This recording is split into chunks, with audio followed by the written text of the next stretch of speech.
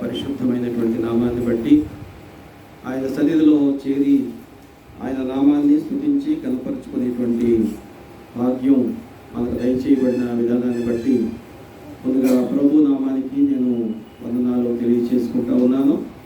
అదే రీతిగా మీకు కూడా పరిశుద్ధ నామంలో వందనాలు తెలియజేస్తూ ఉన్నాను.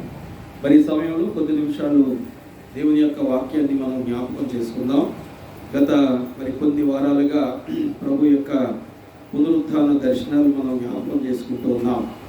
అందులో భాగంగా మొదటి కొరింథీ పత్రిక 15వ అధ్యాయం, మొదటి కొరింథీ పత్రిక 15వ అధ్యాయం మొదటి నుంచి 11 వచనాలు దయచేసి ఎవరైనా చదివితే ఒకసారి అందరూ విందాం. ఆ తదుపరి ఒక వాక్యాన్ని మనం జ్ఞాపకం చేసుకుంటూ ధ్యానించుకుందాం. ప్రియ దేవుని బిడ్డలారా, దినం ఒక ప్రత్యేకమైనటువంటి ప్రభు యొక్క దర్శనాన్ని మనం జ్ఞాపకం చేసుకొని ధ్యానిద్దాం. గత 8 వారాలుగా మనం జ్ఞాపకం చేసుకుంటూ ఉన్నాం. యేసు ప్రభు పునరుత్థానుడైన తర్వాత ఆయా వారాలకు ఆయా సమయాలలో ఆయా రీతులుగా ఇచ్చినటువంటి ప్రత్యక్షత, వారిని బలపరిచినటువంటి విధానాన్ని మనం జ్ఞాపకం చేసుకున్నాం. ఈ దినాన చదవబడినటువంటి వాక్య భాగం అదిగా మొదటి కొరింథీ పత్రిక 15వ అధ్యాయం, మొదటి కొరింథీ పత్రిక 15వ అధ్యాయం 6వ వాక్యాన్ని ఒకసారి చదువుకుందాం. నేను చదువుతాను, దయచేసి బైబిల్ ఉన్నటువంటి వారు చూడండి, లేనటువంటి వారు శ్రద్ధగా ఆలోచించాల్సిందిగా కోరుతూ ఉన్నారు. మొదటి కొరింథీ పత్రిక 15వ అధ్యాయం 6వ వాక్యం. అటు పిమ్మట 500కు ఎక్కువైన సహోదరులకు ఒక్క సమయమందే కనబడెను. వీరిలో అనేకులు ఇప్పటి వరకు నిలిచి ఉన్నారు, కొందరు నిద్రించి. చిన్న ప్రార్థన చేసుకుందాం. ప్రేమ కలిగిన ప్రియ పరలోకపు తండ్రి, ఈ ఉదయకాల సమయంలో మీ యొక్క పరిశుద్ధమైన శ్రేష్ఠ నామాన్ని బట్టి మమ్మల్ని ప్రేమించి మాకు అనుగ్రహించిన నాయన ఈ యొక్క ఆదివారపు ఆరాధన కొరకు మీకు వందనాలు. ఆయన ఈ పునరుత్థాన పరిశుద్ధ దినములో మేమందరము ప్రవేశించి మీ నామాన్ని ఇంతవరకు పాటల ద్వారా గణపరిచి ఆరాధించి ఉన్నాము. ఈ సమయంలో మీ మాటలు వినటానికి మేము సిద్ధపడుతూ ఉండగా మా నోటి మాట, మా హృదయ ధ్యానము మీ దృష్టికి అంగీకారయోగ్యంగా చేసి మీ నామాన్ని బహుగా హెచ్చించుకుని మా పక్షంగా మేలుకరమైన స్థితి అనుగ్రహించి మహిమ పొందమని యేసు నామమున అడుగుతున్నాము తండ్రి, ఆమేన్. ప్రియ దేవుని బిడ్డలారా, చదువుకున్నటువంటి వాక్య భాగం మనం గత కొన్ని దినాలుగా జ్ఞాపకం చేసుకుంటున్నట్టుగా ప్రభు యొక్క పునరుత్థాన దర్శనం. గత వారం వరకు మనం 8 దర్శనాలు జ్ఞాపకం చేసుకున్నాం. ఇది 9వ దర్శనం. 9వ దర్శనం యేసయ్య ఒకళ్ళకి కాదు, ఇద్దరికి కాదు, లేక 12 మంది శిష్యులకు కాదు, 500కు పైగా ఉన్నటువంటి అనేకమైనటువంటి సమూహానికి లేక జనాంగాలకు ఆయన ఈ దర్శనాన్ని ఇచ్చినటువంటి వాడుగా ఉన్నాడు. ఈ దర్శనాన్ని సువార్తికులు దాని గురించి చెప్పలేదు. ఎందుకంటే ఆ సమయానికే వారు ఆయా ప్రాంతాలలో దేవుని యొక్క కృపను బట్టి పరిచర్య కార్యక్రమాల్లో ఉన్నారు. అయితే ఇది పౌలు గారు తన యొక్క స్వీయ అనుభవాన్ని, తాను ఏ రీతిగా రక్షించబడ్డాడో, ప్రస్తుతం తన యొక్క స్థితి ఏంటో ప్రజలందరికీ లేక సంఘాలకు తెలియచేస్తూ 500కు పైన ఉన్నటువంటి వారికి ఇచ్చినటువంటి ఆ దర్శనాన్ని ఇవాళ మనకి తెలియచేస్తూ ఉన్నాడు. అనగా 9వ దర్శనంగా ఈ దర్శనాన్ని మనం జ్ఞాపకం చేసుకుంటే, ఎందుకు పౌలు గారే ఈ యొక్క దర్శనాన్ని గురించి తెలియచేస్తూ ఉన్నాడు? శిష్యులను గురించి లేక స్త్రీలకు సంబంధించిన, ప్రయాణికులకు సంబంధించినటువంటి ఆ దర్శనాల గురించి కాకుండా ఈ 500 మంది కంటే పైగా ఉన్నటువంటి వారిని గురించి ఈయనంతా ఖచ్చితంగా రాయడానికి కారణం ఏంటంటే, దేవుని యొక్క మహిమను ఆయన కన్నులారా చూచినటువంటి వాడుగా ఉన్నాడు. ఈ 500 మందిలో కూడా పౌలు గారి యొక్క ముందు జీవితాన్ని పోలినటువంటి వారు ఉన్నారు, పౌలు గారి యొక్క తర్వాత జీవితాన్ని పోలినటువంటి వారు ఉన్నారు. కాబట్టి ఆ జాబితాలోకి నేను వస్తాను అనేటువంటి సందర్భాన్ని మనకి తెలియచేస్తూ ఆయన ఈ మాటలు మన కొరకు సందర్భానుసారంగా జ్ఞాపకం చేస్తూ ఉన్నాడు. ఇక్కడ ఈ దర్శనాన్ని మనం జ్ఞాపకం చేసుకున్నట్టయితే పౌలు గారు ఈ సందర్భాన్ని మనకు తెలియచేస్తూ ఆయన ఒక మాట అంటా ఉన్నాడు, ఏదంటే నేను అయోగ్యుడను అంటా ఉన్నాడు. యోగ్యత లేనటువంటి నన్ను ఆయన యోగ్యుడైనటువంటి ఒక వ్యక్తిగా తీర్చిదిద్దాడు. పనికిరానటువంటి స్థితిలో ఆత్మను చంపుకున్నటువంటి వాడుగా, ఆత్మను పాడు చేసుకున్నటువంటి వాడుగా ఉన్నటువంటి నన్ను మరి ఆత్మను మరలా ఆయన ఉత్తేజింపజేసి ఆయన కొరకు జీవించేటువంటి ఒక గొప్ప పాత్రగా నన్ను వాడుకున్నాడు అనేటువంటి సందర్భాన్ని మరి తెలియచేస్తూ 500 కంటే కూడా ఎక్కువ మందికి ఆయన దర్శనమిచ్చాడు అని ఈ మాటను మనకి జ్ఞాపకం చేస్తూ ఉన్నాడు. ఇక్కడ ఎందుకు యేసయ్య పునరుత్థానము తర్వాత మరి ఒకళ్ళుగా, ఇద్దరుగా, లేక 10 మందిగా, 11 మందిగా, లేక 12 మందిగా ఉన్నటువంటి వారికే కాకుండా 500 మందికి కూడా దర్శనం ఇచ్చాడు అని అంటే 500 కాదు, 500 కంటే పైన ఉన్నటువంటి వారికి దర్శనం ఇవ్వడానికి కారణం ఏంటంటే ఇది ప్రవచనాల్లో ఉన్నటువంటి సమస్తాన్ని కూడా యేసయ్య ఆరోహణం అయిపోయే వరకు కూడా నెరవేరుస్తున్నటువంటి వాడుగా ఉన్నాడు. కాబట్టి ఆరోహణం అయిపోయే ముందు ఆ ప్రవచన యొక్క ఆ యొక్క ప్రవచనాన్ని నెరవేర్చాలి. కాబట్టి ఆ ప్రవచనాన్ని ప్రజలందరికీ కూడా మరి చూపించాలి. కాబట్టి ఆయన ఈ సంగతిని మనకు తెలియజేస్తూ ఉన్నాడు. ఒకసారి మనం జ్ఞాపకం చేసుకుందాం, ఈ ప్రవచనం ఎక్కడుంది? యెషయా గ్రంథం 40వ అధ్యాయం 11వ వాక్యాన్ని మనం జ్ఞాపకం చేసుకుందాం. యెషయా గ్రంథం 40వ అధ్యాయం 11వ వాక్యంలో, గొర్రెల కాపరి వలె ఆయన తన మందను మేపును, తన బాహువుతో గొర్రె పిల్లలను కూర్చి రొమ్మున ఆనించుకొని మోయును, పాలిచ్చు వాటిని ఆయన మెల్లగా నడిపించు. అసలు ఈ గొర్రె పిల్ల అనేటువంటి మాట యెహెజ్కేలు గారు మానవుల యొక్క స్వభావాన్ని, గొర్రెల యొక్క స్వభావం కూడా సాధు స్వభావం కలిగినటువంటిదిగా, మృదువైనటువంటిదిగా పోలుస్తూ చెప్తా ఉన్నాడు.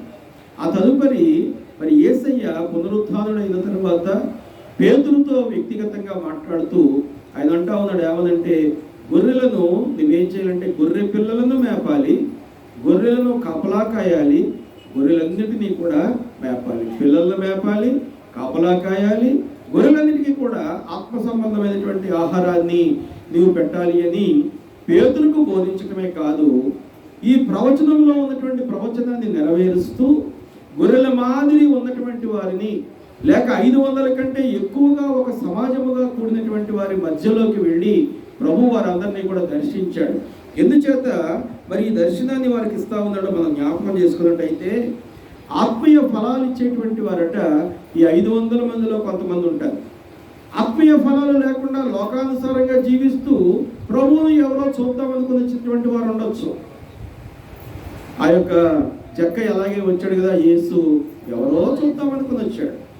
ఎవరో చూద్దామనుకుని వచ్చేటువంటి వారికి సువార్త అందించబడాలి, విశ్వసించి ఆయన వెనక ఉన్నటువంటి వారికి సువార్త అందించబడాలి. ఇది దేవుని యొక్క చిత్తం, ఇది ప్రభు యొక్క ఉద్దేశం.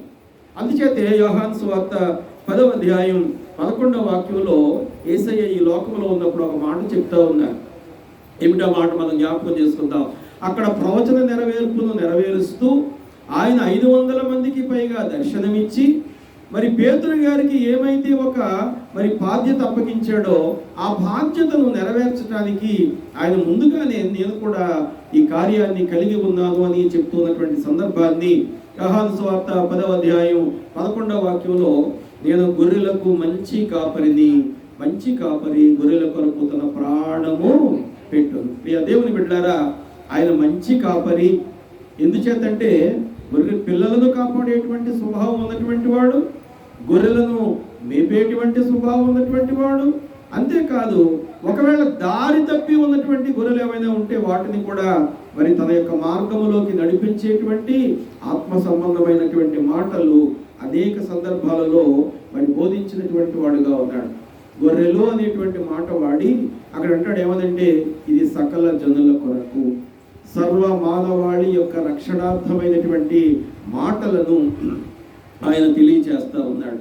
ఇంకా మనం జ్ఞాపకం చేసుకున్నట్టయితే ఈ మంచి కాపరి దగ్గర ఉండేటువంటి గొర్రెలకట మంచి ఆహారం దొరుకుతుంది, మంచి కాపుదల ఉంటుంది. అవి ఆత్మ సంబంధంగా బలమైనటువంటి రీతిలో దినదినము ఎదిగేటువంటివిగా, అనేక మందికి ఆత్మఫలాలు అందించేటువంటివిగా మరి ఉంటాయి. అందుచేతే అందుచేతే వీటిని అంటే మేపడం కొరకు, వాటిని బలపరచడం కొరకు, వాటిని ఒక మంచి మార్గంలో నడిపించడం కొరకట ఆయన సర్వ మానవుల యొక్క పాప పరిహారము కొరకు తన ప్రాణాన్ని పెట్టినటువంటి వాడిగా ఉన్నాడు. తన ప్రాణాన్ని పెట్టి సమాధిలోనే లేడు, కానీ ఆయన తిరిగి లేచినటువంటి వాడుగా ఉన్నాడు. అనగా పునరుద్ధానుడైనటువంటి వాడుగా ఉన్నాడు. అనగా ఈ మట్టి శరీరాన్ని విడిచిపెట్టాడు. అంతేకాదు ఆయన మహిమా స్వరూపిగా లేచి ఆత్మలో బలహీనులుగా ఉన్నటువంటి వారిని ఆ మహిమతో నింపుతూ వారందరినీ కూడా దినదినము నడిపిస్తున్నటువంటి వాడుగా ఆయన కనపడతా ఉన్నాడు. ఆయన మరి లేచినట్లే క్రీస్తులో జీవించినటువంటి వారు కూడా, ఈ మంచి మార్గంలో నడిచినటువంటి వారు కూడా తిరిగి లేచుదురు అనేటువంటి ఒక గొప్ప అనుభవాన్ని మరి అందరికీ కూడా ఆయన పంచుతూ ఉన్నటువంటి వాడుగా ఉన్నాడు. తిరిగి లేచేటువంటి అనుభవం లేకపోతే మన క్రైస్తవ జీవితం లేక క్రైస్తవ విశ్వాస జీవితం వ్యర్థము. తిరిగి లేచేటువంటి అనుభవంతో జీవించేటువంటి వాడట లోకం వైపు చూడడు. తిరిగి నేను లేస్తాను, క్రీస్తు ప్రభు ఏ రీతిగా మహిమా స్వరూపిగా మరి లేచిన వాడుగా ఉన్నాడో నేను కూడా అదే మహిమతో లేస్తాననేటువంటి ఆసక్తి, నమ్మిక కలిగి తన యొక్క జీవితకాలం అంతా నడిచినటువంటి వాడు లోకం వైపు చూడడు, కానీ యేసు వైపు మాత్రమే చూస్తూ తన యొక్క పరుగును లేక తన యొక్క మరి ఆ పందెములో గెలిచేటువంటి వాడుగా ఆయన కనపడుతూ ఉంటాడు. ఈ మహిమలో చేరతామనేటువంటి విశ్వాసం మనకు ఉండాలి. హెబ్రీ సంఘం మంచి సంఘం, గొప్ప సంఘమే, కానీ వారికట దేవుని మహిమను కూర్చున్నటువంటి అనుభవం లేనటువంటి వారుగా ఉన్నారు. దేవుని యొక్క మహిమలో ఎదగలేనటువంటి స్థాయిలో వారు ఉన్నటువంటి వారుగా ఉంటూ ఉండగా ప్రియ దేవుని బిడ్డలారా వారిని హెచ్చరిక చేస్తూ ఉన్నాడు పౌలు గారు. హెబ్రీ పత్రిక 13వ అధ్యాయం 20వ వాక్యం మనం జ్ఞాపకం చేసుకున్నట్టయితే, హెబ్రీ పత్రిక 13వ అధ్యాయం 20వ వాక్యంలో గొర్రెల గొప్ప కాపరి అయిన యేసు అన్న మన ప్రభువును నిత్యమైన నిబంధన సంబంధమగు రక్తమును బట్టి మృతులలో నుండి లేపిన సమాధానకర్తయగు దేవుడు. అనగా మనం మృతులలో నుండి లేవాలి అని అంటే మనకు సమాధానాన్ని ఇచ్చేటువంటి వారి ద్వారా లేవగలుగుతాం, కానీ అయ్యో చచ్చిపోయాడా, ఫోన్లే ఆ తర్వాత ఇంకా ఎలాగైనా పడతాడేమో అనుకునేటువంటి వాడి ద్వారా మనం తిరిగి లేచేటువంటి అనుభవాన్ని పొందుకోలేం. ఎందుచేత ఈ లోకంలో ఉన్నప్పుడే ఆయన మనకు శాంతిని, సమాధానాన్ని ఇచ్చినటువంటి దేవుడిగా ఉన్నాడు. యోహాను సువార్తలో అంటాడు కదా, నా శాంతినే మీకు అనుగ్రహిస్తా ఉన్నాను, నా శాంతినే మీకు ఇస్తా ఉన్నాను, మీకు సమాధానము కలుగునుగాక. అన్ని సందర్భాల్లో కూడా ఆయన సమాధానాన్ని ఇచ్చేటువంటి వాడుగా ఉన్నాడు. ఎందుచేతంటే ఆయన యొక్క రక్తమును బట్టి చావునకు మరి బలి కాకుండా, చావునకు మనం గురి కాకుండా తిరిగి లేచేటువంటి అనుభవంలో మనం మరి ఎదగడానికి ఆయన ఏం చేస్తా ఉన్నాడట, కింద భాగంలో అంటాడు, ప్రతి విషయమును కూడా ఆయన చిత్తానుసారముగా మన కొరకు జరిగిస్తున్నటువంటి వాడుగా ఉన్నాడు. ఆ వాక్య భాగాన్ని మనం జ్ఞాపకం చేసుకున్నట్టయితే ప్రారంభంలో అంటాడు, గొర్రెల గొప్ప కాపరి. యేసయ్య అంటా ఉన్నాడు, నేను గొర్రెలకు మంచి కాపరిని, గొర్రెల కొరకు నా ప్రాణాన్ని పెట్టడానికి లోకానికి వచ్చాను, నా ప్రాణాన్ని పెట్టాను. పెట్టడమే కాదు చనిపోయినటువంటి వాడిని చనిపోయినట్టుగా లేదు, నేను తిరిగి లేచిన వాడిగా ఉన్నాను, మృతిని జయించినటువంటి వాడుగా ఉన్నాను, మరణాన్ని ఓడించినటువంటి వాడుగా ఉండి అనేక మందికి నా చిత్తానుసారమైనటువంటి మహిమను ఇవ్వడానికి, అక్కడ కింద అంటాడు మనం జ్ఞాపకం చేసుకున్నట్టయితే, ప్రతి మంచి విషయంలోనూ తన చిత్త ప్రకారము చేయుటకు మిమ్మును సిద్ధపరచును గాక. దీనిని బట్టి, ఆయన రక్తాన్ని బట్టి, ఆ రక్తము కనుక మన కొరకు చిందించకపోతే, ఆయన మృతుల్లో నుండి తిరిగి లేపబడకపోతే ఆయన మనల్ని సిద్ధపాటు చేయలేడు. ఆయనకే సిద్ధపాటు లేకపోతే మనకి ఎలా సిద్ధపాటు చేస్తాడు? ఆయన సిద్ధపడినటువంటి వాడుగా ఉన్నాడు. కాబట్టి ఆ అనుభవాన్ని పౌలు గారి ద్వారా హెబ్రీ సంఘానికి తెలియచేస్తా ఉన్నాడు. సువార్తికుల ద్వారా మరి సువార్తలలో అంటా ఉన్నాడు, నేను గొర్రెలకు మంచి కాపరిని, నా ప్రాణాన్ని పెట్టాను, నా రక్తాన్ని కార్చాను, నేను సమాధి చేయబడ్డాను, నేను తిరిగి లేచినటువంటి వాడుగా ఉన్నాను. ఆ మహిమతో విశ్వసించినటువంటి వారందరికీ కూడా నేను ఒక శ్రేష్టమైనటువంటి మార్గాన్ని, ఒక మంచి మార్గాన్ని, లేక అనుభవపూర్వకమైనటువంటి పరలోక సంబంధమైన ఆత్మీయ మార్గాన్ని నేను బోధించడానికి ఉంటూ ఉన్నాను అంటూ కింద అంటాడు పౌలు గారు హెబ్రీ సంఘానికి రాస్తూ, యేసుక్రీస్తుకు యుగ యుగములు మహిమ కలుగునుగాక. ఆయన మాత్రమే దేవుడు, ఆయనకు మాత్రమే యుగ యుగాలు కూడా మహిమ కలగాలి. ఆయన మాత్రమే మరి నిత్యమైనటువంటి ఒక నిబంధన మనకు చేశాడు. దీని ద్వారా ఆయన రక్తాన్ని కార్చి మన కొరకు నిబంధన చేసినటువంటి వాడుగా ఉన్నాడు. ఆయన ప్రాణాన్ని పెట్టి మన పాపములు ప్రాయశ్చిత్తము చేయుటకు ఒక నిబంధన మనకి ఏర్పాటు చేశాడు. ఎందుచేత తెలుసా? ఆయన మంచి కాపరి. ఆయన మంచి కాపరి. తన ప్రాణాన్ని కూడా మరి దాచుకునేటువంటి ఆలోచన లేకుండా తనకున్నటువంటి భోగభాగ్యాలు, ఆ పరలోక భాగ్యాన్ని కూడా విడిచిపెట్టి మరి ఈ లోకానికి వచ్చినటువంటి వాడుగా ఉన్నాడు. ఎందుకు ఈ లోకానికి వచ్చాడు ఆయన? అందరూ గొర్రెల్లాగే ఉంటారు, కానీ కొన్ని గొర్రెలట దారి తప్పుతూ ఉంటాయట, కొన్ని గొర్రెలేమో మంచి మార్గంలో నడుస్తూ ఉంటాయట. అలా దారి తప్పినటువంటి విశ్వాసులను, లేక మంచి మార్గంలో నడిచేటువంటి వారిని ఇంకా బలపరుస్తూ ఉన్నాడు. వాటికి మంచి మేత పెట్టి బలపరుస్తూ ఉన్నాడు. అంతేకాదు దారి తప్పినటువంటి వాళ్ళనట ఇప్పుడు కాపలా కాసుకుంటా ఉన్నాడట ఆయన. అందుచేత అంటాడు కదా, నా గొర్రె పిల్లలను మేపోయి ఆ పేతురు, నా గొర్రెలను ఏం చేయాలి? కాపలా కాయాలి. పిల్లలు పెద్ద అయిన తర్వాత మాట విను, అటు ఇటు పోతా ఉంటాయి. అటు ఇటు తిరిగేటువంటి గొర్రెలను ఏం చేయాలట? మరలా మార్గంలోకి తీసుకురావాలి. తదుపరి అంటాడు, ముందుగాను పెంచినటువంటి గొర్రెలు ఉన్నాయి చూసావా, నీ మాట విన్నటువంటి గొర్రెలు ఉన్నాయి కదా, వాటిని పెంచాలి. దారి తప్పి మరలా వచ్చిన వాటిని కూడా నువ్వేం చేయాలి? పెంచాలి. ఆ పేతురికి ఏమైతే ఇచ్చాడో అదే మాట కొరింథీ సంఘానికి కూడా చెప్తా ఉన్నాడు. గొర్రెల కాపరి అయిన యేసు అను మన ప్రభువు అనగా ఆయన ఒక రక్షకుడుగా. యేసు అనేటువంటి మాటకి అర్థం ఏంటి? రక్షకుడు. కాబట్టి చెదిరిపోయినటువంటి గొర్రెలను రక్షించేటువంటి బాధ్యత ఆయన తీసుకుని పరలోకాన్ని విడిచిపెట్టి ఈ లోకానికి వచ్చినటువంటి వాడిగా తగిన కాలంలో మనందరికీ కూడా ఆత్మ సంబంధమైనటువంటి బలాన్ని ఇవ్వటానికి, తగిన కాలంలో మనందరినీ కూడా దేవుని యొక్క మహిమలో పెంచటానికి ఆయన ఇష్టపడి ఈ లోకానికి వచ్చిన వాడుగా ఉన్నాడు.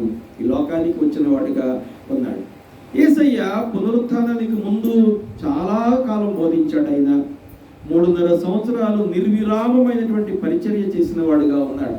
30 సంవత్సరాలు ఆజ్ఞలలో ప్రథమమైనటువంటి ఆజ్ఞలన్నిటికీ కూడా మరి లోబడి తల్లిదండ్రుల దగ్గర ఉండి పనిచేసినటువంటి వాడుగా ఉన్నాడు. మరి పునరుత్థానుడైన తర్వాత ఎందుకు ఈ దర్శనాలు ఇస్తా ఉన్నాడు? ఈ పునరుత్థాన దర్శనాలను బట్టట అనేక మందికి, బలహీనులైనటువంటి వారికి బలాన్ని చేకూర్చడానికి, అనేక మంది ఆత్మ సంబంధంగా దిగజారిపోతూ ఉన్నటువంటి వారిని మరలా తిరిగి ఆత్మలో నడిపించడానికి ఎవరెవరికి మరి ఈ దర్శనాలు ఇచ్చాడు? సిద్ధపడి నమ్మి వెళ్ళినటువంటి వారికి దర్శనం ఇచ్చాడు. రెండవదిగా సిద్ధపడి లోపలికి వెళ్లకుండా బయట ఉన్నటువంటి వారికి దర్శనం ఇచ్చాడు. లాబాను గారు అంటాడు కదా, ఎలియాజరు యొక్క ఆ పరివారాన్ని చూచి ఒక మాట చెప్తా ఉన్నాడు లాబాను గారు. ఏమని?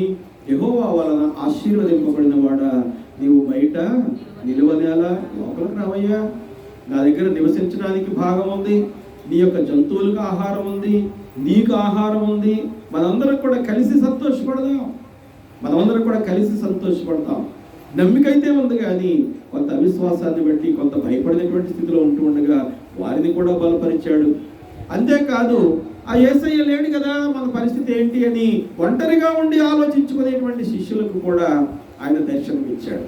ముందుగా ఆ దర్శనాన్ని పేతురుతో ఇచ్చిన వాడుగా ఉన్నాడు. ఇందాక మనం జ్ఞాపకం చేసుకున్నాం, మరి గొర్రెలను ఏ రీతిగా కాపలా కాయాలి, ఏ రీతిగా పిల్లలను పెంచాలి, ఏ రీతిగా ఆహారాన్ని పెట్టాలి అనేటువంటి సందర్భాన్ని మరి యొక్క ఒంటరిగా ఉన్నటువంటి పేతురుతో ఆయన మాట్లాడినటువంటి వాడుగా ఉన్నాడు. ఆ తదుపరి ప్రయాణిస్తూ వారి యొక్క ప్రయాణం అంతట్లో కూడా కేవలము ప్రభువును గూర్చినటువంటి మాటలు మాత్రమే, లేక ప్రభువును గూర్చినటువంటి సందర్భాన్ని మాత్రమే జ్ఞాపకం చేసుకున్నటువంటి వారిని కూడా ఆయన వదిలిపెట్టలేదండి. ఎందుకంటే అక్కడ ఎంతమంది ఉన్నారు? 2 ప్రయాణం చేస్తూ ఉన్నారు. మనకు వాక్యం తెలియచేస్తూ ఉంది, 2-3 నా నామం పేరట ఎక్కడైతే ఉంటారో వారి మధ్య నేను ఉండి వారిని బలపరుస్తాను అంటూ ఉన్నాడు ఆయన. కాబట్టి ఈ ప్రయాణం చేసేటువంటి 2 కూడా దైవ సంబంధమైన మాటలే కలిగి ఉన్నారు కాబట్టి ఇతరుల గురించి వారు ఏమాత్రం కూడా మాట్లాడుకునేటువంటి ఆలోచనలు లేదు కాబట్టి ఆ విని వెంటనే వారిని మరి ఆ యొక్క బలపరిచినటువంటి వాడిగా ఉన్నాడు. ఆ తదుపరి ఆయన ఇచ్చినటువంటి దర్శనాన్ని మనం జ్ఞాపకం చేసుకుంటే తమ పాత జీవితానికి వెళ్ళిపోయారటండి. 6+1 7 శిష్యులు ఏ జీవితానికి వెళ్ళారు? మళ్ళా వలల కోసం వెళ్ళిపోయారు. మళ్ళా పడవలను శుభ్రం చేసుకుంటా ఉన్నారు. మళ్ళా జీవనోపాధిని వెతుక్కుంటూ తిరుగుతూ ఉన్నటువంటి వారుగా ఉంటూ ఉండగా వారిని కూడా ఆయన విడిచిపెట్టలేదు. ఎందుకో తెలుసా? వారందరినీ కూడా ఆయన ఏర్పాటు చేసుకున్నాడు. వారందరినీ కూడా పేరు పెట్టి పిలిచిన వాడుగా ఉన్నాడు. పేరు పెట్టి పిలిచాడు అంటే ఆయన ఎట్టి పరిస్థితుల్లో వదిలేటువంటి వాడు కాదు. ఆ తదుపరి మనం జ్ఞాపకం చేసుకున్నట్టయితే మూయబడినటువంటి గదిలో ఉన్నారట కొంతమంది సహోదరులు. 10 మంది సహోదరులు ఉన్నారు. 11వ వాడు మాత్రం బయట తిరుగుతూ ఉన్నాడు. ఈ 10 మందిని కూడా బలపరచడానికి ఎందుకు వాళ్ళు తలుపులు వేసుకుని ప్రార్థన చేస్తూ ఉన్నారు? ఎందుకు వాళ్ళు తలుపులు వేసుకుని ప్రభువుని గురించి మరి జ్ఞాపకం చేసుకుంటా ఉన్నారో జ్ఞాపకం చేసుకోవాలి. వారు లోకానికి భయపడినటువంటి వారుగా ఉన్నారు. వారి మధ్యలోకి వచ్చి మీకు సమాధానము కలుగునుగాక. ఈ 11 మందిని 10 మందిని దర్శించాడు, సంతోషమే. మరి 11వ వాడు పాడైపోతే ఆయనకి ఇష్టమా? ఆయనకి ఇష్టం కాదు. ఇప్పుడు 11 మంది ఉన్నప్పుడు ఆయన మరలా దర్శించి ఆయనతో అంటా ఉన్నాడు, తోమా రా, నీ చేతులు నా యొక్క గాయాల్లో పెట్టి చూడు, నా ప్రక్కలో నీ యొక్క చెయ్యి పెట్టి చూడు అని తోమాను కూడా ఆయన బలపరిచినటువంటి వాడుగా ఉన్నాడు. గత వారం మనం ధ్యానించుకున్నాం మరొక దర్శనం, 8వ దర్శనం. ఈ 8వ దర్శనంలో ఆయన చేసినటువంటి గొప్ప కార్యం ఏంటో తెలుసా? వారందరికీ కూడా ఒక నియామక సమయాన్ని ఇచ్చాడు. మీరు ఫలానా సమయానికి గలిలయ దగ్గర ఉన్నటువంటి ఆ చిన్న కొండ మీదకి రండి. ఆ కొండ మీదకి వస్తే అక్కడ మనం కొన్ని విషయాలు మాట్లాడుకోవచ్చు. నియామకమైనటువంటి సమయం. ఆ సమయాన్ని మనం గ్రహించుకోలేకపోతే, ఆ సమయానుకూలంగా మనం ప్రవర్తించలేకపోతే ఆ దినాన ఆ 12 మందికి ఆ యొక్క దర్శనం దొరికేది కాదు. వారందరూ కూడా సమయాన్ని గమనించి ఆ స్థలానికి వెళ్ళారు కాబట్టి ఆయన వారికి గొప్ప దర్శనాన్ని ఇచ్చినటువంటి వాడుగా ఉన్నాడు. ఆ తదుపరి ఇంతకాలం అండి 8 రకాలైనటువంటి దర్శనాలు ఇచ్చి 8 రకాలైన దర్శనాలు ఇచ్చి ఆయన మరి ఆయనకు పరిచర్య చేసిన వాళ్ళని, ఆయనను విడిచిపెట్టకుండా ఉన్న వాళ్ళని, ఆయన గురించి మాట్లాడుకునేటువంటి వారికి, లేకపోతే ఆయనను మరి ప్రత్యేకంగా మరి ఆలోచన కలిగినటువంటి ఆయన ప్రత్యేకంగా ఎవరి కొరకైతే ఆలోచన కలిగి ఉన్నాడో వారిని ఆయన బలపరిచాడు. ఇప్పుడు 9వ దర్శనంగా ఆయన చేస్తున్న పని ఏంటో తెలుసా? 500 కంటే ఎక్కువైనటువంటి వారిని, అంటే ఎంత పెద్ద సమాజం ఉంటుంది అక్కడ, ఎంత పెద్ద సమాజం అండి. కానీ అక్కడ 500 మంది కంటే పైగా ఉన్నటువంటి వారిని అక్కడ దర్శించాడు. ఎందుకో తెలుసా? విశ్వాసులు ఉన్నారు, అవిశ్వాసులు ఉన్నారు, దారి తప్పిన వాళ్ళు ఉన్నారు, దారిలో ఉన్న వాళ్ళు ఉన్నారు, ఆయన ఎవరో చూద్దామని వచ్చినటువంటి వాళ్ళు ఉన్నారు. ఇదివరకు అట్లాగే ఏమన్నా ఆహారం పెడతాడేమో కాస్త తినేసి పోదాం అనుకున్నటువంటి వాళ్ళు కూడా ఉన్నారు. వారు ఏ ఉద్దేశంతో వచ్చినప్పటికీ కూడా ఆయన వారికి సువార్త ప్రకటిస్తూ ఉన్నాడు. ఏం ప్రకటించాడండి? సువార్త ప్రకటిస్తూ ఉన్నాడు. అందుకే పౌలు గారు అంటాడు కదా, సువార్త ప్రకటించవలసిన భారము నా మీద ఉంది. ఆయన నాకు ఈ పని అప్పగించాడు. ఈ పని నేను శ్రద్ధ కలిగి శ్రద్ధాసక్తులతో నేను చేయాల్సినటువంటి బాధ్యత నాకు ఉంది అంటా ఉన్నాడు. అందుకే పేతురు గారు మరి యేసయ్య ఇచ్చినటువంటి ఆ యొక్క దర్శనాన్ని జ్ఞాపకం చేసుకుంటూ, యేసయ్య తర్వాత ఆయన ఆరోహణం అయిపోయిన తర్వాత ప్రజలందరికీ కూడా బోధిస్తూ 1 పేతురు పత్రిక 2వ అధ్యాయం 25వ వాక్యంలో ఆ ప్రజలందరినీ ఉద్దేశించి ఆయన అంటా ఉన్నాడు, మీరు గొర్రెల వలె దారి తప్పిపోతిరి గాని ఇప్పుడు మీ ఆత్మ కాపరియు అధ్యక్షుడునైన ఆయన వైపునకు మళ్ళీ ఉన్నారు. ఆ దినాన యేసయ్య గనక ఈ 500 మందికి దర్శనం ఇవ్వకపోతే పేతురు గారు చెప్పేటువంటి ప్రసంగాన్ని ఎవరైనా వింటారండి? ఎవరో వినరు. అప్పుడు ఇచ్చినటువంటి దర్శనాన్ని గురించి ఈ 500 మంది ఒకరి నుంచి ఒకరు ఆ సమాచారాన్ని అందించుకుంటూ ఒకరికి ఒకరు ఆ సమాచారాన్ని తెలియజేసుకుంటూ ఎలా తెలియజేసుకున్నారట? గొర్రెల కాపరులు యేసయ్యను బాలుడైన యేసును దర్శించుకొని వారు తిరుగు ప్రయాణంలో మరి కీర్తనలు పాడుకుంటూ దేవుని యొక్క సన్నిధికి ఏ రీతిగా అయితే మరి మహిమ తెచ్చారో అదే రీతిలో వీళ్ళందరూ కూడా ఒకరికొకరు చెప్పుకుంటా ఉన్నారు. పేతురు గారికి అక్కడ ఉన్నటువంటి జనాంగాన్ని గురించి సంపూర్తిగా తెలుసు కాబట్టి, ఈ లోకములో ఉన్నటువంటి సర్వమానవుల గురించి ఆయన బాగా తెలుసుకున్నటువంటి వాడు కాబట్టి, ఎందుకంటే పేతురు గారు మొదటి నుంచి కూడా ఒక నాయకుడిగా ఉన్నాడు. ఈ నాయకుడికి కింద ఉన్నటువంటి వారి యొక్క మనసు తెలుసు కాబట్టి ఆయన చెప్తా ఉన్నాడు ఏమంటే, ఓ ప్రజలారా, ఓ పనివారులారా, మీరందరూ కూడా ఎలా దారి తప్పారు? గొర్రెలలాగా మరి దారి తప్పారు. కానీ మన ఆత్మలకు కాపరిగా ఉన్నటువంటి మన క్రీస్తు ప్రభు యొక్క కృపను బట్టి, ఆయన మనలను చేస్తూ ఉన్నటువంటి ఆ పరిపాలనను బట్టి మరలా తిరిగి మనం ఎవరి వైపు మళ్ళాం? ఆయన వైపు మళ్ళినటువంటి వారంగా ఉన్నాం. ఆయన ప్రేమ లేకపోతే, ఆయన కృప లేకపోతే ఆయన వైపు మనం మళ్ళేటువంటి వారము కాదు. ఆయన కృప లేకపోతే మనం ఆయన పని చేసేటువంటి వారం కాదు. పౌలు గారు ఇక్కడ అదే మాట చెప్తా ఉన్నాడు. చూద్దాం ఒకసారి అపోస్తుల కార్యాల గ్రంథం 15వ అధ్యాయం 10వ వాక్యంలో మనం జ్ఞాపకం చేసుకున్నట్టయితే, అయినను నేనేమై ఉన్నానో అది దేవుని కృప వలననే అయి ఉన్నాను. అయినను నేనేమై ఉన్నానో అది దేవుని కృప వలనే అయి ఉన్నాను. నేను సువార్త చేస్తూ ఉన్నానా? అది దేవుని కృప. వింటూ ఉన్నానా? దేవుని కృప. మందిరాన్ని శుద్ధి చేస్తూ ఉన్నానా? దేవుని కృప. లేకపోతే ఇంకా ఇతరమైనటువంటి పరిచర్యలలో నేను సహకారిగా ఉన్నానా? అది దేవుని కృప. దేవుని కృప, దేవుని కృప. నేను ఏ పని చేసినప్పటికీ కూడా అది దేవుని కృపే తప్ప నా సొంత విషయము కానే కాదు అంటూ ఆ 10వ వాక్యం చివరి భాగంలో అంటాడు, ప్రయాసపడినది నేను కాదు, నాకు తోడై ఉన్న దేవుని కృపయే. దేవుని కృప లేకపోతే, దేవుని యొక్క కనుదృష్టి మన మీద లేకపోతే మనం ఏ పని కూడా చేయగలిగినటువంటి వారుగా ఉన్నాం. అదే విశ్వాసముతో పేతురు గారు అంటాడు, మీరు గొర్రెలాగా దారి తప్పిపోతే మన ప్రధాన యాజకుడు, మన ప్రధాన కాపరి, మన అధ్యక్షుడైనటువంటి ప్రభువు కేవలం ఆయన ఉచితమైనటువంటి ప్రేమను బట్టి, ఆయన కృపను బట్టి మనందరినీ కూడా మరలా తిరిగి ఆయన వైపునకు మళ్ళించుకున్నటువంటి వాడుగా ఉన్నాడు. ఒక దారిలో నడిచేటువంటి గొర్రెకైతే పర్వాలేదు, కానీ దారిలో నడవకుండా పక్కకు పోయేటువంటి గొర్రె, కొన్నిసార్లు బెదిరిపోయేటువంటి గొర్రెలు ఉంటాయి, కొన్నిసార్లు వదరబోతు గొర్రెలు ఉంటాయి, కొన్నిసార్లు మేమే అనుకునేటువంటి మరి ఈ మందకంతటికి కూడా నేను అనుకున్నటువంటి గొర్రెలు ఉంటే, వీళ్ళందరికీ కూడా ఆయన ఏం చెప్తా ఉన్నాడంటే, ఈ దారి కాదు మీరు వెళ్ళాల్సింది, ఇదిగో ఈ దారిలోకి రండి. అందుచేతే ఈ 9వ దర్శనంలో ఇలాంటి రకాలైనటువంటి మరి ఆ మనస్సులో కలిగినటువంటి మనుషులు ఉంటారని ఆయన 9వ దర్శనంలో ఉన్నట 500 కంటే ఎక్కువైనటువంటి వారికి దర్శనం ఇచ్చినటువంటి వాడుగా ఉన్నాడు. ఎందుకో తెలుసా? అందరూ అంతటా మారు మనస్సు పొందాలి. అందరూ కూడా ఆయన చేతి సృష్టి కాబట్టి, ఆయన రూపించుకున్నటువంటి వారు కాబట్టి, ఆయనలో ఉన్నటువంటి జీవం ఉంది, ఆయనలో ఉన్నటువంటి ఆత్మ ఉంది, ఆయన మనల్ని సజీవులుగా మనల్ని కాపాడి కృప చూపుతూ ఉన్నాడు కాబట్టి, వీరందరూ కూడా పరలోక భాగ్యము కలిగి ఉండాలి, పరలోకములో భాగస్థులుగా ఉండాలి అనేటువంటి అనుభవాన్ని నేర్పడానికి ఆయన మహిమా స్వరూపుడుగా, అనగా క్రీస్తులో ఉన్నటువంటి వారు ఏ రీతిగా మరి మరణించినను తిరిగి లేచినప్పుడు మహిమా స్వరూపులుగా ఉంటారో అదే మహిమతో వారందరికీ కూడా ఆయన దర్శనమిచ్చినట్టుగా మనకు తెలియచేయబడతా ఉంది.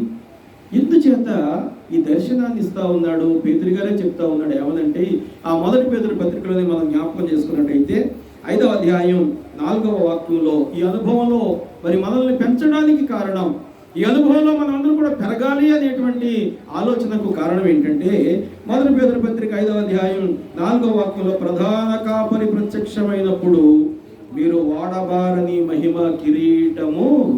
అప్పుడు మన గురంతా దేని వైపు అనమాట? మన గురంతా పువ్వులతో చేసినటువంటి కిరీటం కాదు, లేకపోతే బంగారు కిరీటాలు కాదు, వజ్రాలు పొదిగినటువంటి కిరీటం కాదు, మహిమ కిరీటం. ఈ మహిమ కిరీటం కేవలం ప్రభు ద్వారా మాత్రమే మరి వచ్చేటువంటిది. కాబట్టి ప్రతి క్రైస్తవుని యొక్క అంతిమ లక్ష్యము, అంతిమమైనటువంటి మరి గోల్ ఏంటంటే, అంతిమమైనటువంటి ఆ యొక్క భాగం ఏంటంటే, మహిమ కిరీటాన్ని పొందుకోవడానికి ఈ లోకములో ఉండగానే మనందరం కూడా ఆ తర్ఫీదు కలిగి ఉండాలి, ఆయనలో మనము నడిచేటువంటి వారంగా ఉండాలి. వాడిపోకుండా ఉండేటువంటి మహిమ కిరీటాన్ని మనం పొందుకోవాలి అంటే ఆయనలో అంటు కట్టబడి జీవించాలి. ఆయనలో ఉన్నటువంటి ఆత్మ సంబంధమైన సారాన్నంతటినీ కూడా మనం గ్రహించుకునేటువంటి వారంగా ఉండాలి. అందుచేతే ఆయన స్వరాన్ని వింటే వీళ్ళందరూ వస్తారని 500 కంటే ఎక్కువ మందిగా ఉన్నటువంటి వారికి, అందులో మనలాంటి వాళ్ళు కూడా ఉంటారు, అందులో మరి బయట ఉన్నటువంటి వారు ఉంటారు, అందులో లోతైనటువంటి అనుభవంలో ఉన్నటువంటి మరి విశ్వాసులు కూడా మరి ఉంటారు. అంతేకాదు పునరుత్థాన అనుభవము కొరకు ఎదురు చూచేటువంటి వారు కూడా ఉంటారు. అందుకే ఇందాక మనం చదువుకున్నటువంటి ధ్యాన వాక్యంలో కొందరు ఇప్పటికీ బ్రతికున్నారు, కొందరైతే నిద్రించారు. కాబట్టి బ్రతికున్నటువంటి వారు మరి ప్రభు యొక్క మహిమ కొరకు కనిపెడుతూ ఉండగా ఆ మహిమను వారికి చూపించడానికి, ఆ మహిమలో ఉన్నటువంటి ఆంతర్యాన్ని వారికి మరి బోధించడానికి ఆయన వారందరికీ కూడా దర్శనం ఇచ్చినటువంటి వాడుగా కనపడతా ఉన్నాడు. ఇక్కడ మరి ఈ సందర్భంలో మనం ఒక మాట జ్ఞాపకం చేసుకోవాలి. ఈ పునరుత్థానాన్ని గురించట శిష్యులలో తర్కం వస్తూ ఉండేది, అక్కడ ఉన్నటువంటి జనులలో కూడా మరి తర్కం వస్తూ ఉండేది. ఈ తర్కాన్ని కూడా ఆయన మరి పటాపంచలు చేసి ఆ తర్కాన్ని కూడా వారికి విపులముగా ఇది కాదు, మీరు ఆలోచించేటువంటి విధానము తప్పు అని ఆయన బోధించినటువంటి వాడుగా ఉన్నాడు. లూకా సువార్త 20వ అధ్యాయం 36వ వాక్యంలో మనం జ్ఞాపకం చేసుకున్నట్టయితే, లూకా సువార్త 20వ అధ్యాయం 36వ వాక్యంలో, వారు పునరుత్థానములో పాలివారై ఉండి దేవదూత సమూహములను దేవుని కుమారులనై ఉందురు గనుక వారికను చావనే చావని. వారు చచ్చిపోయేటువంటి వారు కాదు, ఎవరు మహిమ కిరీటాన్ని పొందుకోవడానికి అర్హత కలిగి మరణించినటువంటి వారు. ఎక్కడొచ్చిందో తెలుసా ఈ తర్కం? మాకు ధర్మశాస్త్రంలో ఒక ఇంట్లో ఒక 5 వరకులో 7 ఉన్నారు, మొదటి భార్య చచ్చిపోయింది, మళ్ళా రెండో భార్యను చేసుకున్నాడు, మళ్ళా చేసుకున్నాడు.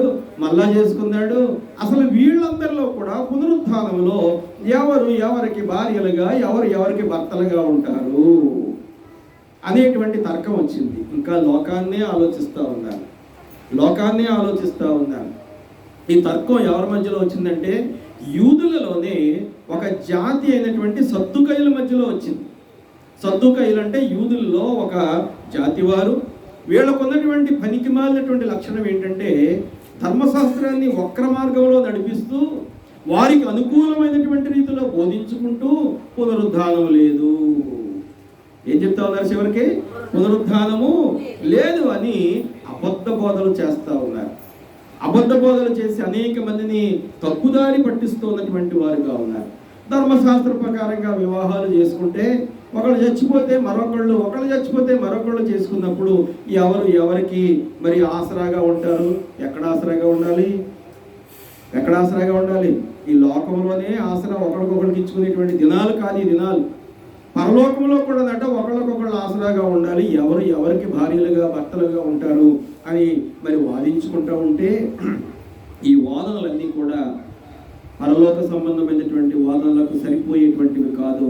ఇవన్నీ కూడా లోక సంబంధమైనటువంటి వాదనలు. ఎందుచేత ఈ సద్దుకయ్యులు వారి యొక్క జీవితం, వారి బ్రతుకు, వారి సంపాదన, వారి ఆలోచన, ధనాన్ని కూర్చుకునేటువంటి ఆ పనికిమాలినటువంటి బోధలే చేశారు. కానీ ఎంతసేపు కూడా నిజమైనటువంటి ఆత్మ సంబంధమైనటువంటి బోధ చేసినటువంటి వారు కాదు. అందుచేత యేసయ్య అంటాడు, పునరుత్థానంలో ఎవరు పాలివారై ఉంటారు, ఎవరికి ఉంటారు అని అంటే, అయ్యా పునరుత్థానంలో ఒకరికి సంబంధం ఉండదు. అక్కడ చావు అనేటువంటిది ఉండదు. అందరూ కూడా ఎలా ఉంటారంటే దేవుని కుమారులుగా ఉంటారు. అందరూ కూడా దేవుని యొక్క కుమారులుగానే ఉంటారు. కానీ అక్కడ చావు అనేటువంటిది కానీ, భార్యాభర్తల సంబంధం కానీ, లేక తల్లి బిడ్డల, తండ్రి కొడుకుల సంబంధాలు, ఏ సంబంధాలు ఉండవండి అక్కడ. ఇదంతా కూడా లోక సంబంధమైనటువంటి పరిస్థితి మాత్రమే. ఈ సద్దుకయ్యులకు బుద్ధి చెప్పడానికి లూకా గారు ఆ విషయాన్ని రాస్తా ఉన్నాడు అక్కడ. ఇంకా మరి మనం జ్ఞాపకం చేసుకున్నట్టయితే ఇక్కడ ప్రకటన గ్రంథంలో ఒక మాట తెలియజేయబడతా ఉంది. వారికట చావు ఉండదట. ఎందుచేత వారికి చావు లేదు?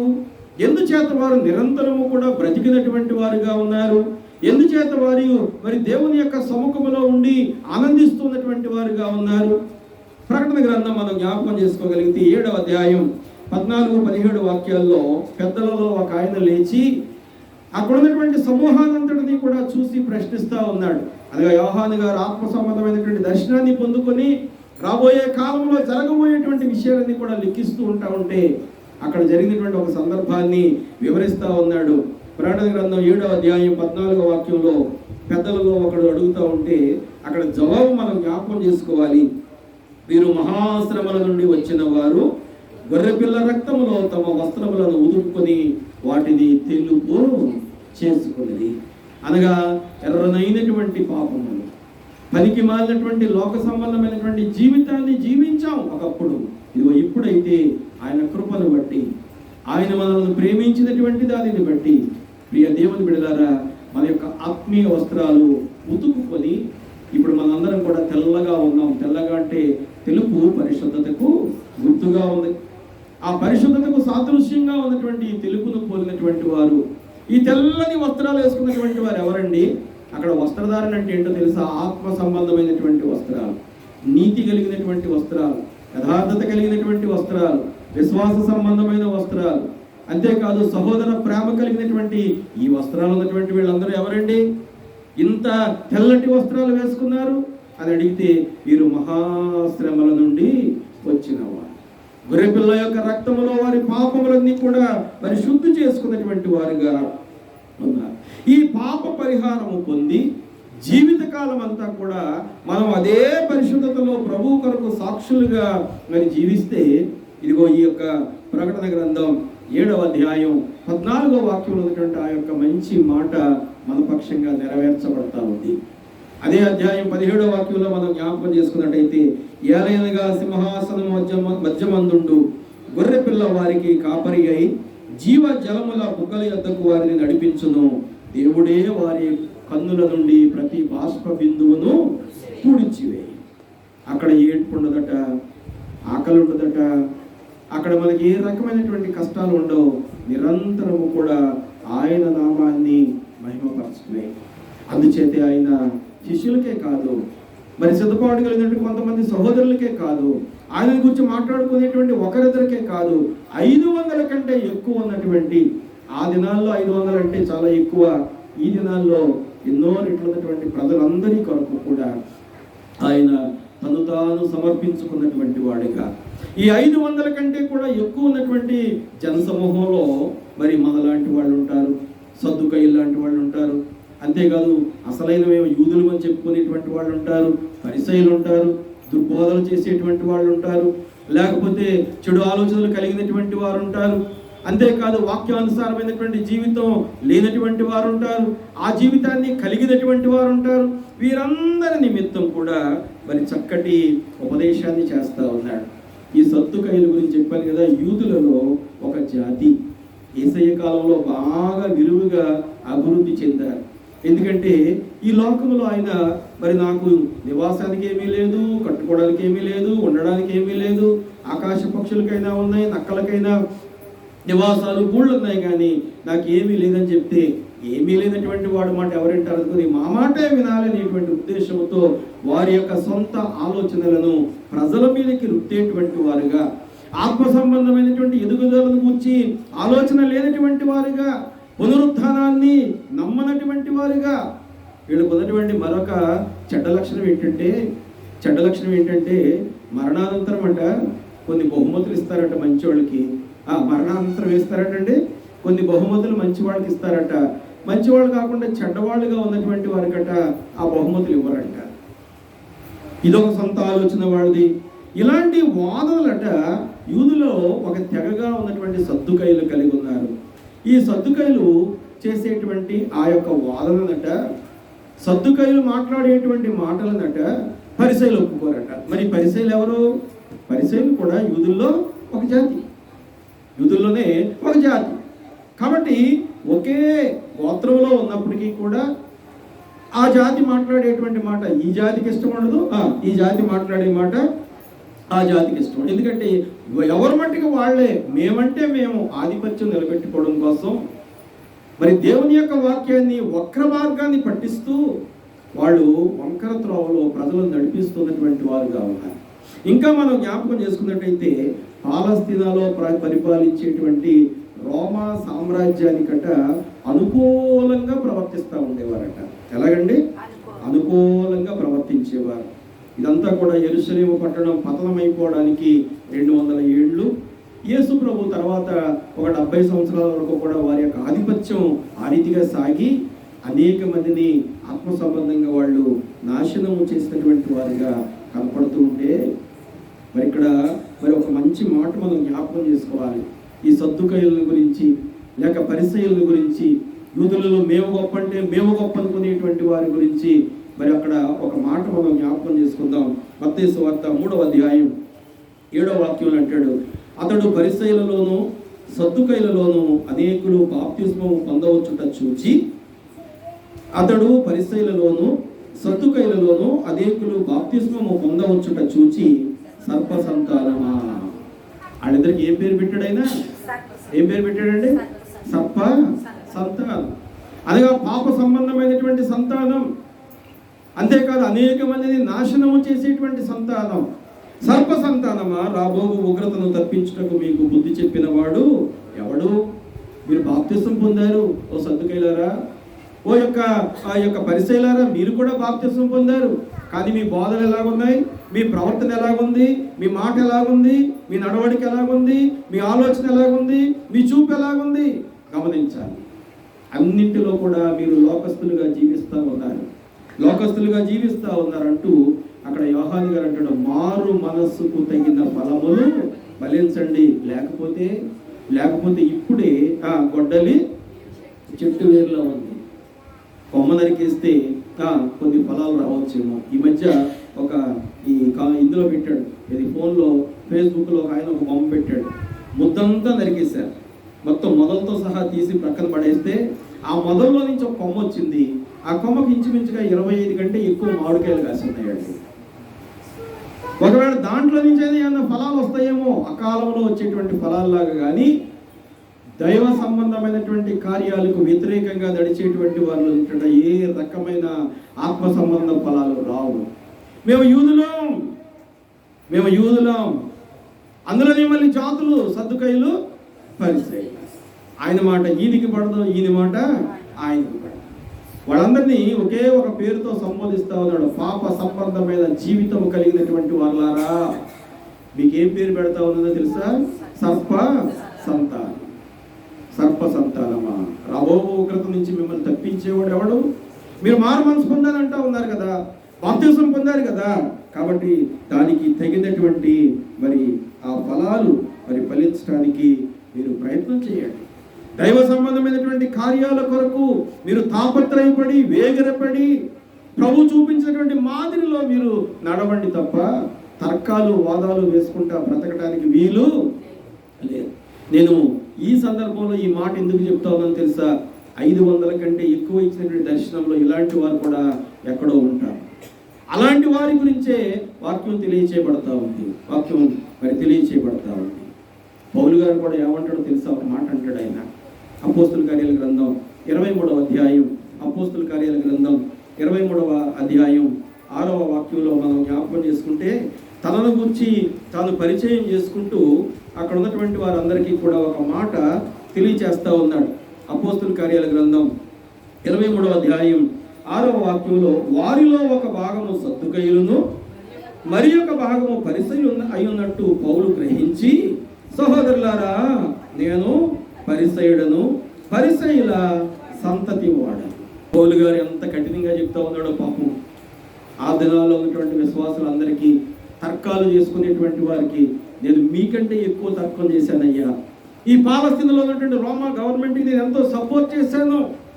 దేవుని యొక్క బిడ్డలను చంపడానికి రోమా ప్రభుత్వం దగ్గర మరి తాకీదులు కూడా తెచ్చుకున్నాను. అలాంటి స్థితిలో నుంచి ఇదిగో ఈవేళ నేను ప్రభు కొరకు సాక్షిగా పిలువబడ్డాను.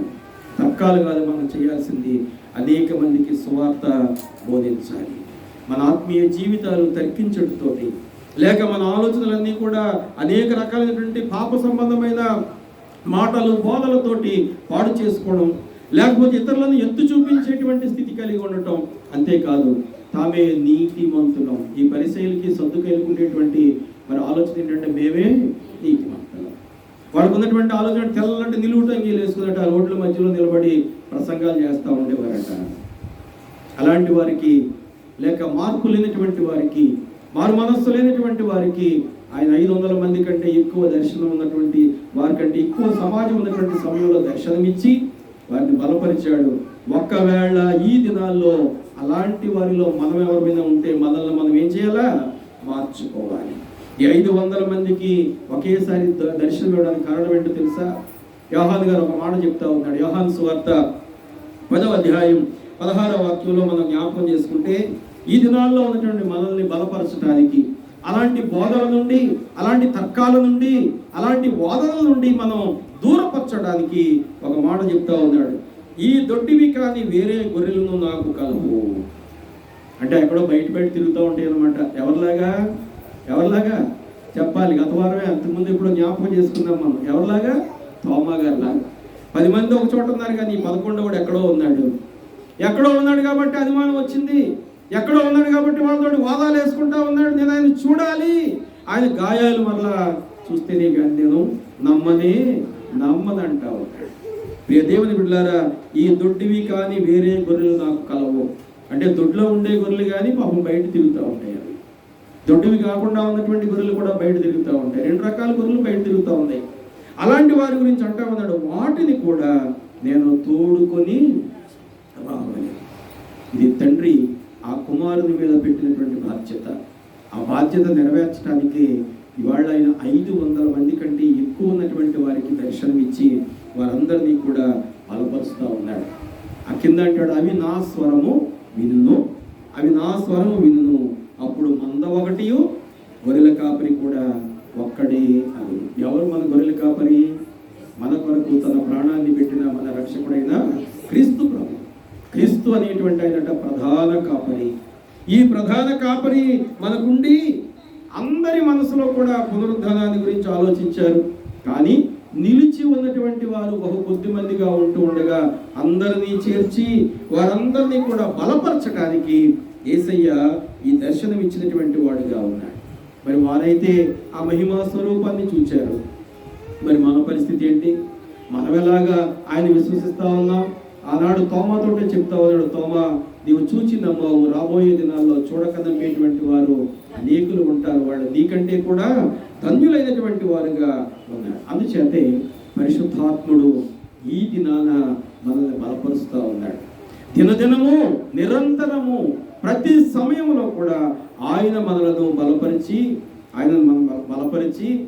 ఏమాత్రము కూడా నష్టపోకుండా ఆత్మ సంబంధమైనటువంటి ఎదుగుదలలో ఆయన మనల్ని కాపాడుతున్నటువంటి వాడుగా ఉన్నాడు.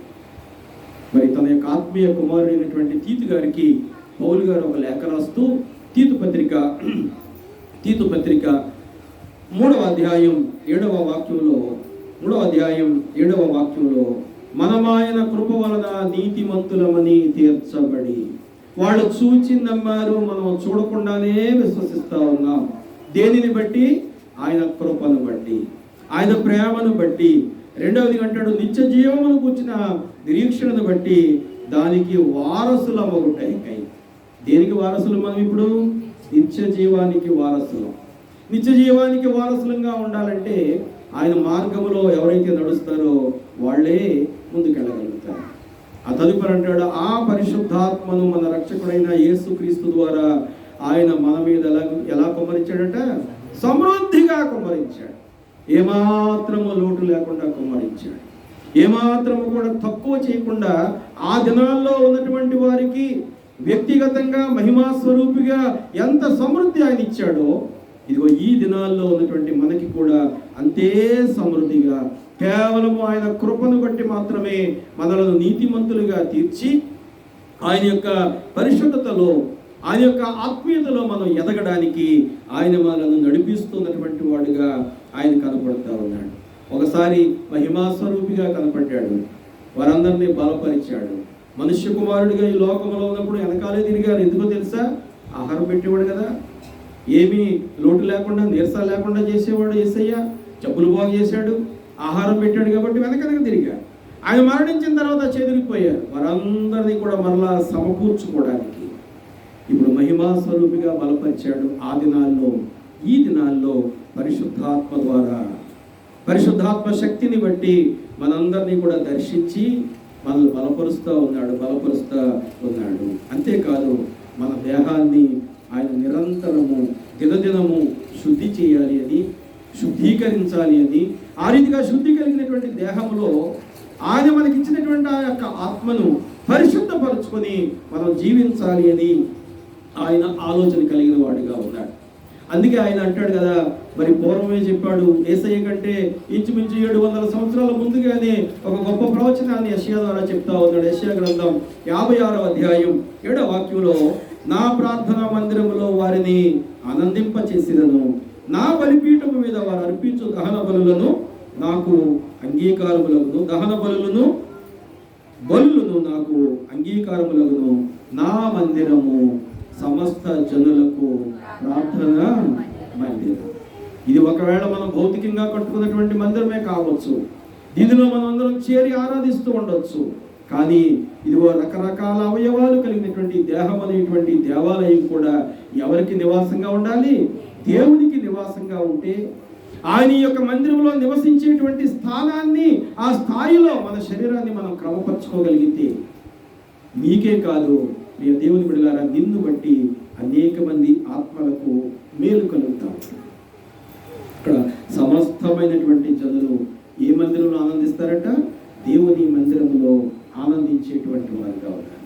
ఆ మందిరంలో మరి మనం ఉంటున్నాం, సంతోషమే. కానీ కొరింథీ సంఘానికి రాస్తూ 3వ అధ్యాయం అంటాడు కదా, మీ దేహము దేవునికి ఆలయం. మరి ఈ ఆలయాన్ని మనం ఎంత భద్రంగా కాసుకుంటా ఉన్నాం? ఈ ఆలయంలో నుంచి వచ్చేటువంటి తర్కాలు, మాటలు ఎలా వస్తూ ఉన్నాయి? సద్దుకయ్యల్లాగా ఉన్నాయా, పరిసయ్యుల్లాగా ఉన్నాయా, లేదా యూదుల్లాగా ఉన్నాయా? గమనించాలి ప్రియ దేవుని బిడ్డలారా, మనల్ని మనం క్రమపరచుకోవడానికి ఆ దినాన 500 మంది కంటే కూడా ఎక్కువ మందికి దర్శనం ఇచ్చాడు. అందులో మనలాంటి మనసు కలిగిన వారు ఉంటారు. అందుకే ఈ వాక్య భాగాలు మనకు ఆయన లిఖించినటువంటి వాడిగా మరి కనపడుతూ ఉంటాడు. యేసయ్య ఈ లోకంలో ఉన్నప్పుడు చేసిన పరిచర్యలో ఆయన పలికినటువంటి మాటలు మనం జ్ఞాపకం చేసుకోగలగాలి. మార్కు సువార్త 11వ అధ్యాయం 17వ వాక్యంలో మనం జ్ఞాపకం చేసుకుంటే, మార్కు సువార్త 11వ అధ్యాయం 17వ వాక్యంలో, మరియు ఆయన బోధించుచు, నా మందిరము సమస్తమైన అన్యజనులకు ప్రార్థన మందిరం. అక్కడ యెషయా గారు ప్రవచించాడు, ఇదిగో అనేక మంది ఆ మందిరాన్ని అపరిశుభ్రం చేస్తూ ఉంటే యేసయ్య దాన్ని శుద్ధీకరించి, ఈ మందిరమే కాదు మీ దేహం అనేటువంటి దేవాలయం. ఎందుకంటే ఈ దేవాలయంలో మరి రకరకాల రుచులు కోరుకునే నాలుగు ఉంటుంది, రకరకాల వస్తువులు పట్టుకోని చేతులు ఉంటాయి, రకరకాల స్థలాలకి నడవాలనేటువంటి కాళ్ళు ఉన్నాయి, ఇంకా ఏమేమో కాని పనులు చేయాలనేటువంటి కళ్ళు ఉన్నాయి, కాని విషయాలు వినాలనేటువంటి చెవులు ఉన్నాయి. అన్ని పనులకి మనం ముందుకు వెళ్ళిపోతాం, కానీ ముక్కుతోటి మాత్రం ఒకే ఒక పని చేయం. ఏంటంటే చెడు కంపులు మాత్రం చూడం. ఇంత లావంటి బట్ట పెట్టేసుకొని ముక్కు అడ్డం పెట్టుకుంటాం, ముక్కు ఆడుతుందా లేదా కూడా చూసుకోమప్పుడు మనం. అదొకటే ఈ లోకంలో మనం చేసే మంచి పని. ప్రియ దేవుని బిడ్డలారా, వాక్యం తెలియచేస్తూ ఉంది, ఒక్కొక్క సందర్భంలో చెడు వాసన కూడా చూసేలాగా తయారైపోతూ ఉంటాం మనం. ఆ చెడు వాసన ఏం చేస్తారో తెలిసి అలా దగ్గరికి పెట్టుకొని వాసన చూసి, బాగుంది, మంచి పవర్ఫుల్గా ఉంది అని ఆ పనికి మాలితనం చేయడానికి ఏం చేస్తారు? చెడు వాసన. దేవుని బిడ్డలారా, ఈ దేహం అనేటువంటి దేవాలయంలో ఉన్నటువంటి అన్ని అవయవాలు ఎలాగున్నాయో ఈ మందిరంలో కూడా మనం కూడా అనేక అవయవాలుగా ఉన్నాం. దేవుడు మనకి కొన్ని బాధ్యతలు ఇస్తూ ఉంటాడు. ఈ 500 మంది జనాంగానికి కాదు, నీకు నాకు మనందరికీ కూడా ఆయన ఒక బాధ్యత ఇస్తూ ఉన్నాడు. యూదులు ఉన్నారు, వాళ్ళకి బాధ్యత ఇచ్చాడు. యూదేతరులు ఉన్నారు, వాళ్ళకి బాధ్యత ఇచ్చాడు. పరిసయ్యులు ఉన్నారు, బాధ్యత ఇచ్చాడు. సద్దుకయ్యులు ఉన్నారు, బాధ్యతలు ఇచ్చాడు. అన్యజనులైనటువంటి వారు ఉన్నారు. అనేక మంది అక్కడ చేరి ఉంటూ ఉండగా వారందరూ కూడా నశించిపోకూడదు అనేటువంటి ఆలోచన ఆయన కలిగినటువంటి వాడుగా వారందరినీ కూడా దర్శించి ఆయన బలపరుస్తూ ఒక మాట చెప్తా ఉన్నాడు. మత్తయి సువార్త 18వ అధ్యాయం 14వ వాక్యంలో మనం జ్ఞాపకం చేసుకుంటే, మత్తయి సువార్త 18వ అధ్యాయం 14వ వాక్యంలో, అలాగునని ఈ చిన్న వారిలో ఒకడైనను నశించుట పరలోకమందున్న మీ తండ్రి చిత్తము. కాబట్టి అందుకే ఆయన 500 మంది కంటే ఎక్కువ ఉన్నటువంటి వారికి కూడా దర్శనమిచ్చి వారిలో ఒక్కడు కూడా నశించిపోకూడదనేటువంటి ఆలోచన కలిగినటువంటి వాడుగా కనపడుతూ ఉన్నాడు. కారణం ఏంటో తెలుసా? పరలోకంలో గంట మేము నీతిమంతులు అని చెప్పుకునేటువంటి 100 మంది కంటే ఏం చెప్పుకుంటారంటే వాళ్ళు మేము నీతిమంతులం అని చెప్పుకునేటువంటి 100 మంది కంటే కూడానట పాపంలో నుంచి రక్షించబడినటువంటి ఒక్క పాపి విషయమై పరలోకంలో ఏం కలుగుతుందట? సంతోషం. లూకా సువార్త 15వ అధ్యాయం 7-10 వాక్యాల్లో మనం జ్ఞాపకం చేసుకున్నట్టయితే, లూకా సువార్త 15వ అధ్యాయం 7-10 వాక్యాల్లో, అటువలే మారు మనస్సు అక్కరలేని 99 మంది నీతిమంతుల విషయమై కలుగు సంతోషము కంటే మారు మనస్సు పొందు ఒక్క పాపి విషయమై పరలోకములో ఎక్కువ సంతోషం. 99 మంది అనుకుంటున్నారు, మేము అన్నదానం చేస్తాం, వస్త్రదానం చేస్తాం, లేకపోతే ఇంకా భూదానాలు చేస్తాం, ఇంకా మరి విద్యాదానం చేస్తాం, ఇంకా ఏమేమో దానాలు చేసేస్తాం, మేము నీతిమంతులం అనుకుంటా ఉన్నారు. కానీ అది ప్రభు ఎదుట నిలవబడేటువంటి నీతి కాదు. ఏమి నీతట? సుంకరిలాగా ఒప్పుకోవాలి. ఏమని ఒప్పుకోవాలి? దేవా, నేను పాపి, ఇలాంటి తర్కాల నుంచి నన్ను తప్పించు. చిన్న కుమారుడు అదే ఆలోచన, అదే కార్యాన్ని కలిగిన వాడుగా ఉన్నాడు. అదే అధ్యాయం 24వ వాక్యాన్ని మనం జ్ఞాపకం చేసుకున్నట్టయితే, ఈ నా కుమారుడు చనిపోయి మరలా బ్రతికెను, తప్పిపోయి దొరికినని చెప్పెను. అంతటా వారు సంతోషపడసాగింది. పెద్ద కొడుకు లేడా? వాడు మంచోడు కాదా? పొలం వెళ్ళడా? నాన్నకి సాయం చేయటం లేదా? చేస్తా ఉన్నాడు కదా, వాడు కోపం లేదు. వాడు ఇంకా సహోదర ప్రేమ సంపూర్ణంగా లేదు. ప్రియ దేవుని బిడ్డలారా, రెండవ వాడు ఒకవేళ పాపం చేశాడే కానీ మళ్ళీ తిరిగి తనను తాను మార్చుకొని తండ్రి దగ్గరికి వచ్చి అడుగుతా ఉన్నాడు, ఏమని తెలుసా? నీ కుమారులలో కుమారుడు కనిపించుకోవడానికి నాకు యోగ్యత లేదు, కానీ నీ 10 వారిలో ఒకరిగా ఉంచుకొని నాకు కాస్త అన్నం పడేస్తా ఉండి చాలనేటువంటి స్థాయికి తను తాను తగ్గించుకొని నీ దేవుని బిడ్డలారా, ఈ దినాల్లో ఉన్నటువంటి మనం వారు పొందినటువంటి దర్శనాన్ని బట్టి, ప్రభు చూపినటువంటి మార్గాన్ని బట్టి ఒక నిర్ణయానికి రావాలి. ఏమిటా నిర్ణయం? రోమా సంఘానికి రాస్తూ పౌలు గారు అంటాడు 12వ అధ్యాయం 1వ వాక్యంలో, కాబట్టి సహోదరులారా, పరిశుద్ధమును దేవునికి అనుకూలమైన సజీవ యాగముగా మీ శరీరములను సమర్పించుకొనుడని మిమ్మల్ని ప్రతిమాలు కొనుచున్నాను. ఇట్టి సేవ మీకు యుక్తమైనది. నిన్ను నీవు సమర్పించుకోవాలి. నీ దేహమే దేవునికి ఒక దేవాలయంగా మారిపోవాలి. దేవునికి నీ దేహం దేవాలయంగా మారిపోతే నీలో యూదుల బుద్ధి ఉండదు, సద్దుకుల బుద్ధి ఉండదు, పరిసయ్యుల బుద్ధి ఉండదు. ఆ తదుపరి పౌలు గారు రక్షణ పొందడానికి ఉన్నటువంటి ముందు రకమైనటువంటి బుద్ధి అసలే ఉండదు. ఇవన్నీ కూడా దూరపరచబడితే, ఇదిగో ఇవాళ ఆయన 500 మంది కంటే ఎక్కువ మందికి ఇచ్చినటువంటి దర్శనం నీ పక్షంగా, నా పక్షంగా, మన సంఘ పక్షంగా నెరవేరేటువంటిదిగా ఉంటుంది. అలాంటి అనుభవంలో మనం ఎదగడానికి ప్రభు దగ్గర మనం కనిపెడదాం. దేవుడి మాటలు దీవించును గాక. ఆమేన్.